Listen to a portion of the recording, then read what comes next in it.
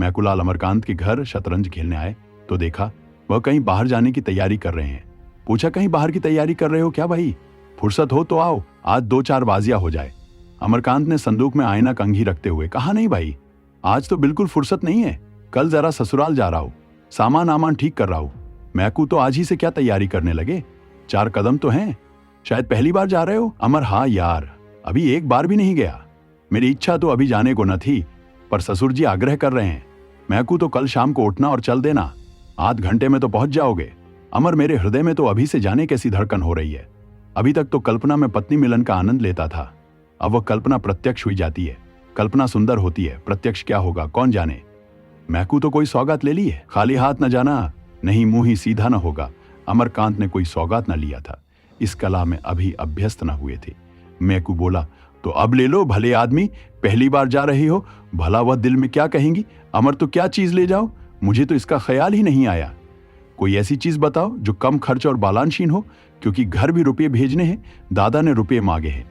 मैकू माँ बाप से अलग रहता था। व्यंग्य करके बोला, जब दादा ने रुपये मांगे हैं तो भला कैसे टाल सकते हो? दादा का रुपये मांगना कोई मामूली बात तो है नहीं। अमरकांत ने व्यंग्य न समझकर कहा, हाँ, इसी वजह से तो मैंने होली के लिए कपड़े भी नहीं बनवाए। मगर जब कोई सौगात ले जाना भी जरूरी है तो कुछ न कुछ लेना ही पड़ेगा। हल्के दामों की कोई चीज बतलाओ। दोनों मित्रों में विचार विनिमय होने लगा। विषय बड़े ही महत्व का था। उसी आधार पर भावी दाम्पत्य जीवन सुखमय या इसके प्रतिकूल हो सकता था। पहले दिन बिल्ली को मारना अगर जीवन पर स्थायी प्रभाव डाल सकता है तो पहला उपहार क्या कम महत्व का विषय है। देर तक बहस होती रही पर कोई निश्चय न हो सका। उसी वक्त एक पारसी महिला एक नए फैशन की साड़ी पहने हुए मोटर पर निकल गई। मैकूलाल ने कहा, अगर ऐसी एक साड़ी ले लो तो वह जरूर खुश हो जाए। कितना सूफियाना रंग है और वजह कितनी निराली, मेरी आंखों में तो जैसे बस गई। हाशिम की दुकान से ले लो, 650 में आ जाएगी। अमरकांत भी उस साड़ी पर मुग्ध हो रहा था। वधू यह साड़ी देखकर कितनी प्रसन्न होगी और उसके गोरे रंगिया पर कितनी खिलेगी, वह इसी कल्पना में मग्न था। बोला, हाँ यार, पसंद तो मुझे भी है, लेकिन हाशिम की दुकान पर तो पिकेटिंग हो रही है, तो होने दो। खरीदने वाले खरीदते ही हैं, अपनी इच्छा है, जो चीज चाहते हैं खरीदते हैं, किसी के बाबा का साझा है। अमरकांत ने क्षमा प्रार्थना के भाव से कहा, यह तो सत्य है, लेकिन मेरे लिए स्वयंसेवकों के बीच से दुकान में जाना संभव नहीं है। फिर तमाशाइयों की हरदम भीड़ भी तो लगी रहती है। मैकू ने मानो उसकी कायरता पर दया करके कहा, तो पीछे के द्वार से चले जाना, वहां पिकेटिंग नहीं होती। किसी देसी दुकान पर न मिल जाएगी? हाशिम की दुकान के सिवा और कहीं न मिलेगी। संध्या हो गई थी। अमीनाबाद में आकर्षण का उदय हो गया था। सूर्य की प्रतिभा विद्युत प्रकाश के बुलबुलों में अपनी स्मृति छोड़ गई थी। अमरकांत दबे पांव हाशिम की दुकान के सामने पहुंचा। स्वयंसेवकों का धरना भी था और तमाशाइयों की भीड़ भी। उसने 2-3 बार अंदर जाने के लिए कलेजा मजबूत किया, पर फुटपाथ तक जाते जाते हिम्मत ने जवाब दे दिया। मगर साड़ी लेना जरूरी था। वह उसकी आंखों में खूब गई थी। वह उसके लिए पागल हो रहा था। आखिर उसने पिछवाड़े के द्वार से जाने का निश्चय किया। जाकर देखा, अभी तक वहां कोई वॉलंटियर न था। जल्दी से एक सपाटे में भीतर चला गया और 20-25 मिनट में उसी नमूने की एक साड़ी लेकर फिर उसी द्वार पर आया। पर इतनी ही देर में परिस्थिति बदल चुकी थी। 3 स्वयंसेवक आ पहुंचे थे। अमरकांत 1 मिनट तक द्वार पर दुविधे में खड़ा रहा, फिर तीर की तरह निकल भागा और अंधाधुंध भागता चला गया। दुर्भाग्य की बात, एक बुढ़िया लाठी टेकती हुई चली आ रही थी। अमरकांत उससे टकरा गया। बुढ़िया गिर पड़ी और लगी गालियां देने, आंखों में चर्बी छा गई है क्या? देखकर नहीं चलते, यह जवानी ढह जाएगी एक दिन। अमरकांत के पांव आगे न जा सके। बुढ़िया को उठाया और उससे क्षमा मांग रहे थे कि तीनों स्वयंसेवकों ने पीछे से आकर उन्हें घेर लिया। एक स्वयंसेवक ने साड़ी के पैकेट पर हाथ रखते हुए कहा, बिल्लाती कपड़ा ले जाए का हुक्म नहीं ना, बुलाइत है तो सुनत नहीं हो। दूसरा बोला, आप तो ऐसे भागे जैसे कोई चोर भागे। तीसरा हसजन मनई पकड़ पकड़ी के जेल में भरा जाता है, देश में आग लगी है और इनका मन बिल्लाती माल से नहीं भरा। अमरकांत ने पैकेट को दोनों हाथों से मजबूत करके कहा, तुम लोग मुझे जाने दोगे या नहीं? पहले स्वयंसेवक ने पैकेट पर हाथ बढ़ाते हुए कहा, जाए कसंदेई, बिल्लाती कपड़ा लेके तुम यहां से कबो ना ही जा सकते हो। अमरकांत ने पैकेट को एक झटके से छुड़ाकर कहा, तुम मुझे हरगिज नहीं रोक सकते। उन्होंने कदम आगे बढ़ाया, मगर 2 स्वयंसेवक तुरंत उसके सामने लेट गए। अब बेचारे बड़ी मुश्किल में फंसे। जिस विपत्ति से बचना चाहते थे वह जबरदस्ती गले पड़ गई। 1 मिनट में 20 आदमी जमा हो गए। चारों तरफ से उन टिप्पणियां होने लगीं। कोई जेंटलमैन मालूम होते हैं, यह लोग अपने को शिक्षित कहते हैं। छी, इस दुकान पर से रोज 10-5 आदमी गिरफ्तार होते हैं, पर आपको इसकी क्या परवाह। कपड़ा छीन लो और कह दो जाकर पुलिस में रपट करें। बेचारे बेड़िया सी पहने खड़े थे, कैसे गला छूटे इसका कोई उपाय न सूझता था। मैकुलाल पर क्रोध आ रहा था कि उसी ने यह रोग उनके सिर मढ़ा। उन्हें तो किसी सौगात की फिक्र न थी। आई वहां से कि कोई सौगात ले लो। कुछ देर तक लोग टिप्पणियां ही करते रहे, फिर छीन झपट शुरू हुई। किसी ने सिर से टोपी उड़ा दी, उसकी तरफ लपके तो एक ने साड़ी का पैकेट हाथ से छीन लिया, फिर वह हाथों हाथ गायब हो गई। अमरकांत ने बिगड़कर कहा, मैं पुलिस में रिपोर्ट करता हूं। एक आदमी ने कहा, हाँ हाँ जरूर जाओ और हम सभी को फांसी चढ़वा दो। सहसा एक युवती खद्दर की साड़ी पहने एक थैला लिया निकली।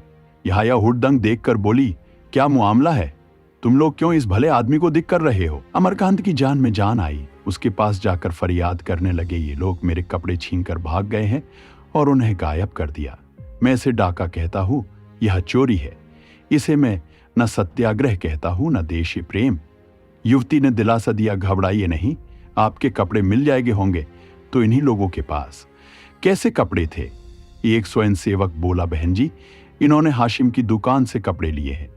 युवती किसी की दुकान से लिए हों तुम्हें उनके हाथ से कपड़ा छीनने का कोई अधिकार नहीं। आपके कपड़े वापस ला दो। किसके पास है? एक क्षण में अमरकांत की साड़ी जैसे हाथों हाथ गई थी वैसे ही हाथों हाथ वापस आ गई। जरा देर में भीड़ भी गायब हो गई, स्वयंसेवक भी चले गए। अमरकांत ने युवती को धन्यवाद देते हुए कहा, आप इस समय ना आई होती तो इन लोगों ने धोती तो गायब कर ही दी थी, शायद मेरी खबर भी लेते।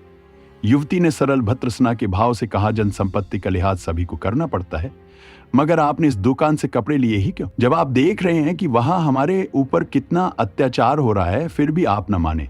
जो लोग समझकर भी नहीं समझते उन्हें कैसे कोई समझाए। अमरकांत इस समय लज्जित हो गए और अपने मित्रों में बैठकर वे जो स्वेच्छा के राग अलापा करते थे वह भूल गए। बोले, मैंने अपने लिए नहीं खरीदे हैं, एक महिला की फरमाइश थी इसलिए मजबूर था। उन महिला को आपने समझाया नहीं, आप समझाती तो शायद समझ पाती, मेरे समझाने से तो न समझी। कभी अवसर मिला तो जरूर समझाने की चेष्टा करूंगी। पुरुषों की नकेल महिलाओं के हाथ में है। आप किस मोहल्ले में रहते हैं? सातगंज में। शुभ नाम? अमरकांत। युवती ने तुरंत जरा सा घूंघट खींच लिया और सिर झुकाकर संकोच और स्नेह से सनेह स्वर में बोली, आपकी पत्नी तो आपके घर में नहीं है, उसने फरमाइश कैसे की? अमरकांत ने चकित होकर पूछा, आप किस मोहल्ले में रहती है? घसियारी मंडी। आपका नाम सुखदा देवी तो नहीं है? हो सकता है, इस नाम की कई स्त्रियां हैं। आपके पिता का नाम ज्वाला दत्त जी है, उस नाम के भी कई आदमी हो सकते हैं। अमरकांत ने जेब से दियासलाई निकाली और वहीं सुखदा के सामने उस साड़ी को जला दिया। सुखदा ने कहा, आप कल आएंगे? अमरकांत ने अवरुद्ध कंठ से कहा, नहीं सुखदा, जब तक इसका प्रायश्चित न कर लूंगा ना आऊंगा। सुखदा कुछ और कहने जा रही थी कि अमरकांत तेजी से कदम बढ़ाकर दूसरी तरफ चले गए। आज होली है, मगर आजादी की मतवालों के लिए न होली है न बसंत। हाशिम की दुकान पर आज भी पिकेटिंग हो रही है और तमाशाई आज भी जमा है। आज के स्वयंसेवकों में अमरकांत भी खड़े पिकेटिंग कर रहे हैं। उनकी देह पर खद्दर का कुर्ता है और खद्दर की धोती, हाथ में तिरंगा झंडा लिए है।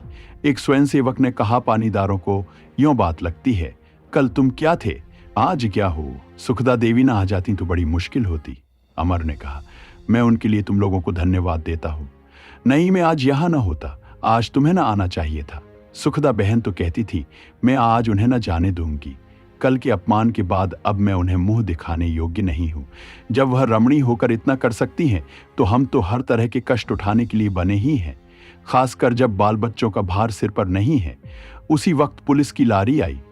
एक सब इंस्पेक्टर उतरा और स्वयं सेवकों के पास आकर बोला, मैं तुम लोगों को गिरफ्तार करता हूं। वन्य मातरम की ध्वनि हुई। तमाशाइयों में कुछ हलचल हुई। लोग दो दो कदम और आगे बढ़ाए। स्वयं सेवकों ने दर्शकों को प्रणाम किया और मुस्कुराते हुए लारी में जा बैठे। अमरकांत सबसे आगे थे।